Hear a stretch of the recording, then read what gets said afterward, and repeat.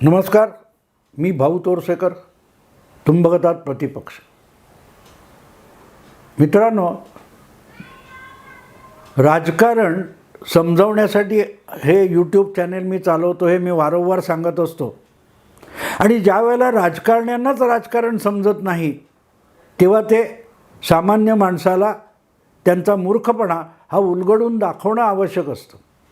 तुम्हाला माहिती आहे, सध्या एक सगळ्यात मोठा चाललेला आरोप असा आहे की अयोध्येत जे चाललं आहे तो आस्थेचा विषय नाही आहे, तो भाजपने चाललेला राजकीय सोहळा आहे. 2024ची निवडणूक डोळ्यासमोर ठेवूनच मंदिराची पूर्तता झालेली नसताना, पूर्ण उभारणी झाली नसताना प्राणप्रतिष्ठेची घाई नरेंद्र मोदी करतायत. आणि म्हणूनच ते राजकारण आहे, म्हणूनच तो भाजपचा राजकीय सोहळा आहे, म्हणून त्यापासून आम्ही दूर राहतोय, अशी भूमिका विविध राजकीय पक्षांनी घेतली आहे. ज्यांची ख्याती आहे की ते भाजप विरोधी आहेत, ते हिंदू विरोधी आहेत, ही त्यांची ओळख आहे. त्यामुळे त्यांनी तिकडे पाठ फिरवणं यात गैरलागू काही नाही. मला नवल त्याचं वाटतं की याचा हे मूर्ख लोक गाजावाजा करू देतात, कारण त्याचा गाजावाजा करणं हेच तर भाजपचं राजकारण आहे. घाई गर्दीने अयोध्येतल्या त्या राम जन्मभूमी मंदिरातल्या मूर्तीची प्राणप्रतिष्ठा करणं हा विषय धर्मापुरता मर्यादित ठेवणं हे भाजपच्या हाती नव्हतं, तर भाजपच्या विरोधकांच्या हाती होतं. कारण त्याचा राजकारणासाठी वापर करणं हा भाजपचा उद्देश कधीही लपलेला नाही. भाजपने कायम गेल्या 3-4 दशकामध्ये राम मंदिर हा विषय आपल्या निवडणुकीच्या काय म्हणतात तो जाहीरनाम्यामध्ये ठेवलेला होता. हां, त्याचा गाजावाजा कधी जास्त केला असेल, कधी कमी केला असेल. मंदिर वही बनाएंगे यावरून टिंगल झाली ना. कोणी टिंगल केली होती? याच सगळ्या विरोधी पक्षांनी टिंगल केली होती. मंदिर वही बनाएंगे, तारीख नाही बताएंगे. मग तारीख सांगितल्यानंतर रडकुंडीला का आलेत? रडकुंडीला का आलेत? कोण रडकुंडीला आलेत? शरद पवारांपासून सगळ्या काँग्रेसवाल्यांपर्यंत आणि कम्युनिस्ट आणि सगळ्या पुरोगाम्यांपर्यंत हा टवाडीचा विषय होता ना. ही मंदिर वही बनाएंगे, तारीख नाही बताएंगे. लोकांना धर्माच्या नावावर ध्रुवीकरण हे पोलरायझेशन करून मतं घ्यायची, पण शब्द पुरा करायचा नाही. तो न्यायालयीन मार्गाने भाजपने पूर्ण करून घेतलेला आहे. आणि आता तर तारीख आलेली आहे. मग तारीख नाही बताएंगे ही टवाळी करणाऱ्यांच्या कानफटीत 22 जानेवारीच्या तारखेने एक सणसणीत चपराक अशी मारलेली आहे की गाल सुजलेत, गालगुंड आल्यासारखी अवस्था या सगळ्या भाजप विरोधकांची झालेली आहे. कारण आपण ज्याची टिंगल केली त्याची खात्री होती या लोकांना, हे मंदिर कधी उभंच राहणार नाही. हा विषय सुप्रीम कोर्टातून सुटूच शकत नाही. हा ज्यांचा आत्मविश्वास होता त्यांचा आत्मविश्वास इतका ढासळला आहे की आता त्यांना हिंदू धर्मश्रद्धा, धर्मार्थ, शास्त्रार्थ आठवायला लागलेले आहेत. आणि परत एकदा अकारण आपल्याला हिंदू विरोधी पेश केल्यानंतर हे आणखीन गर्तेत आणि गाळात चाललेले आहेत. अगदी राजकीयदृष्ट्या भाजप मंदिर सोहळा आणि प्राणप्रतिष्ठेचा सोहळा यातून राजकारण करते हे ठामपणे मी सांगतो. विरोधकांचा आरोप सोडून द्या, मी सांगतो, मी भाजपचा समर्थक आहे, हे कधीही लपवलेलं नाही. आणि तरीही भाजपने किती इन्कार केला असेल किंवा नसेल माहीत नाही, पण मी छाती ठोकपणे सांगतो की भाजप, नरेंद्र मोदी यातून राजकारणच खेळत आहेत. आणि का खेळू नये? ज्यांनी 30-35 वर्ष राम मंदिर हा आपल्या राजकारणाचा विषय बनवला होता, तर आज ते भव्य मंदिर उभं राहत असताना त्याचा राजकीय फायदा भाजपने घ्यायचा नाही तर काय काँग्रेसने घ्यायचा? आज शरद पवारांना आठवले की ह्या मंदिराचे काय ते बंदिस्त दरवाजे, कोर्टाने लावलेलं टाळं हे राजीव गांधींनी उघडलं. ह्या बात आहे. शरद पवार काय बोलत आहेत हे शरद पवारांना तरी कळते का? अशा अनेक सरकारी इमारती असतील की ज्याचं भूमिपूजन करताना पहिली कुदळ शरद पवारांनी मारली आहे, पण बाकी सगळी इमारत काय शरद पवारांनी बांधली? हजारो कामगारांनी, कष्टकऱ्यांनी, गवंड्यांनी त्या इमारती उभ्या केल्या. पण याची कोनशिला तर मी बसवली होती आणि कोनशिला मी बसवली म्हणून ती इमारतच मी उभी केली. इतका थिल्लर युक्तिवाद शरद पवार करतात, तेव्हा त्यांच्या वयाचा तरी मुलाहिजा आता यापुढे ठेवायचा की नाही असा प्रश्न पडतो.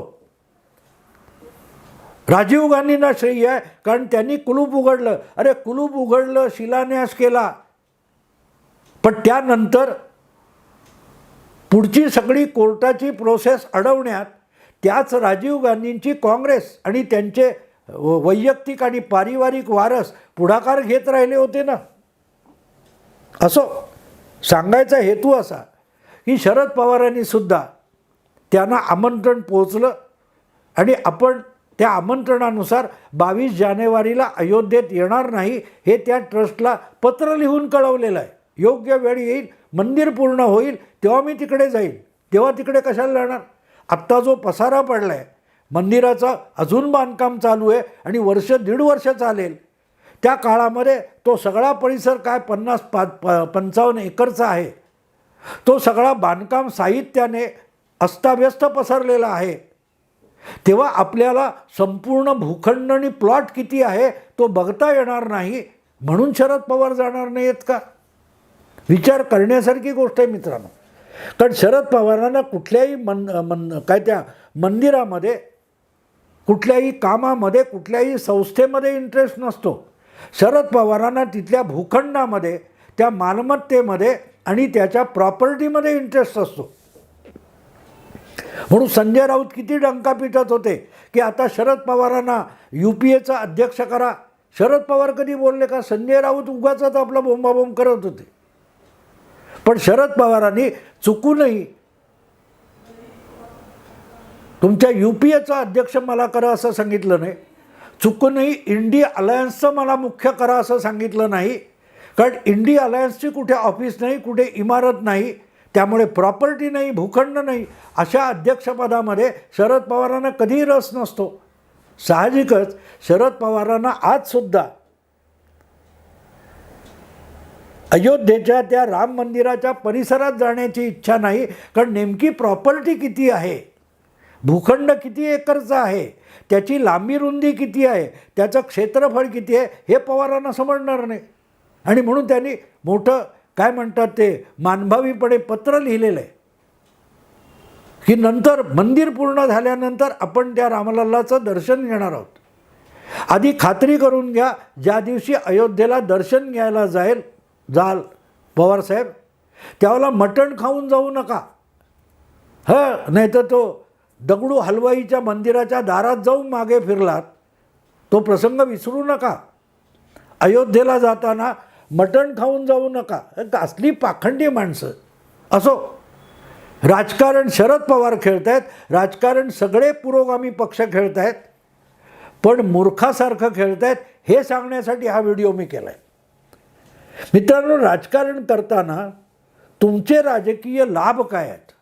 तुम्हाला निवडणुकीत कुठचा फायदा मिळू शकतो, तुम्हाला राजकारणात कुठचा फायदा मिळू शकतो, तुम्हाला सत्ताकारणामध्ये कुठचा फायदा मिळू शकतो, याचा सगळा अभ्यास करून, चिंतन करून, त्यानुसार तुमची भूमिका ठरवून जे काय तुम्ही करता त्याला राजकारण म्हणतात.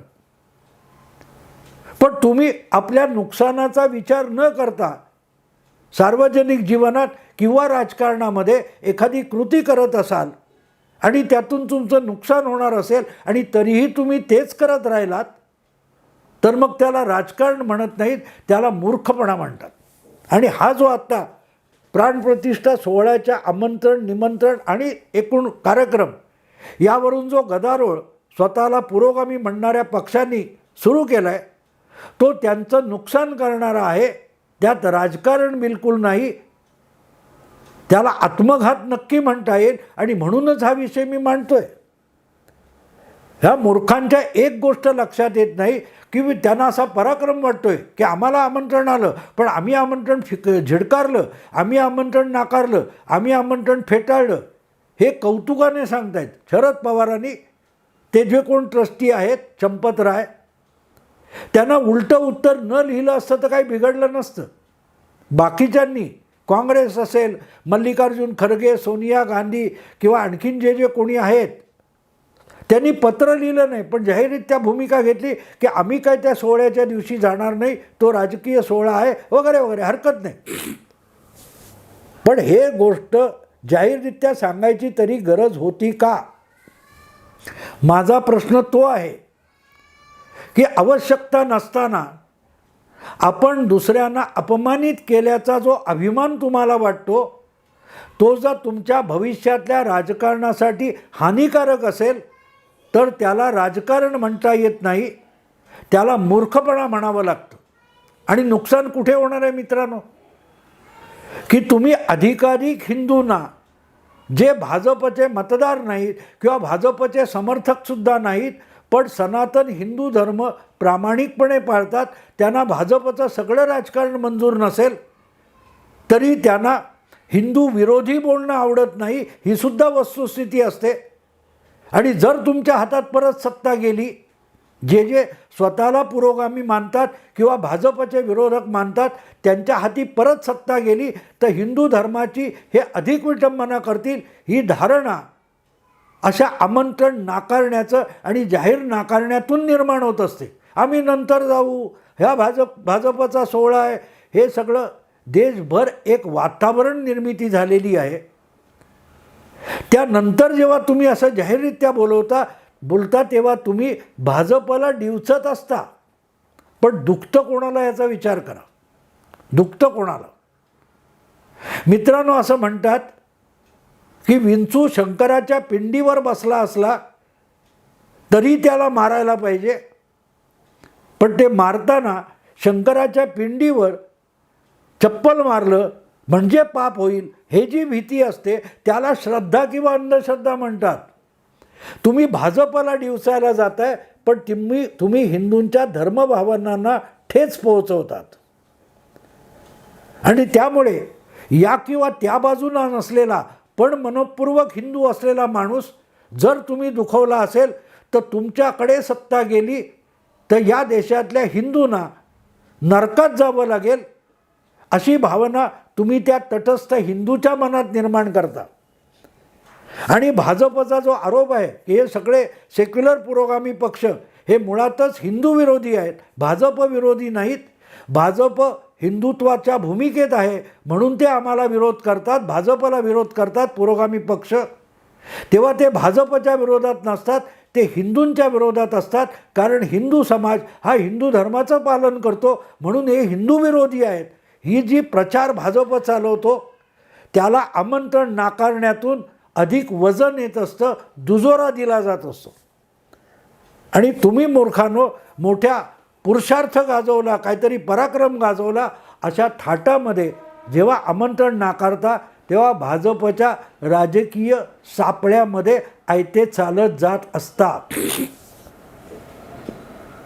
समजून घेण्यासारखं आहे मित्रांनो, समजून घेण्यासारखं आहे की हा सोहळा करणं, त्यामध्ये पंतप्रधानांच्या हस्ते प्राणप्रतिष्ठा करणं आणि त्यासाठी अगदी कारसेवकांना गोळ्या घालणाऱ्या पक्षांनाही, राम जन्मभूमीच्या आंदोलनाला आणि खटल्यामध्ये सुद्धा विरोधी भूमिका बजावणाऱ्या पक्षांना आणि नेत्यांनासुद्धा अगत्याने आमंत्रित करणं, हाच तर राजकीय सापळा आहे. राजकारण त्या आमंत्रणात आहे, राजकारण सोहळ्यामध्ये नाही आहे.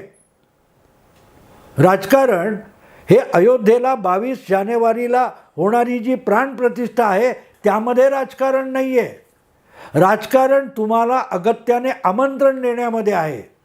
देशातल्या सगळ्या विविध क्षेत्रातल्या प्रतिष्ठित मान्यवर अशा व्यक्तींना निवडून आमंत्रण द्यायचं आणि त्यामध्ये आजपर्यंत मंदिर विरोधी, अयोध्या विरोधी ज्यांनी राजकीय पवित्रे घेतले, त्या मंदिरामध्ये अडथळे निर्माण केले, ते सुद्धा कुठल्या ना कुठल्या पक्षाचे नेते, अध्यक्ष वगैरे आहेत, कुठल्या तरी राज्याचे मुख्यमंत्री आहेत, म्हणून सन्मानित म्हणून त्यांना बोलवायचं, हाच सगळ्यात मोठा सापळा आहे. कारण भाजपला माहिती होतं, विश्व हिंदू परिषदेला जी भाजपची अंगीकृत संस्था आहे त्यांनाही माहिती होतं की तुम्ही हे आंदोलन आपलं आमंत्रण नाकारणार. थोडक्यात तुम्ही आमंत्रण नाकारावं म्हणूनच हे आमंत्रण अगत्याने पाठवलेलं होतं किंवा पाठवलं जात आहे. ऐका काळजीपूर्वक मी काय सांगतोय ते. जे भाजप विरोधी पक्ष आहेत, जे पुरोगामी वगैरे पक्ष आहेत, त्या पक्षांनी हे आमंत्रण नाकारावं म्हणूनच त्यांना इतक्या अगत्याने आमंत्रण दिलं गेलं, त्याचा गाजावाजा केला गेला.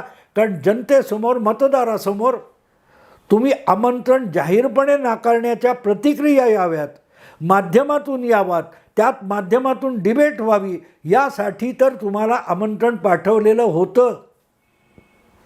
आणि म्हणून मी त्याला सापळा म्हणतो. भाजपला इतकं अगत्य नाही आहे. VHPला, विश्व हिंदू परिषदेला सुद्धा मंदिराच्या विरोधकांना, हिंदुत्वाच्या विरोधकांना तिथे आमंत्रण करण्याची बिलकुल हौस नाही. अनिच्छेनेच हे आमंत्रण पाठवलं आहे.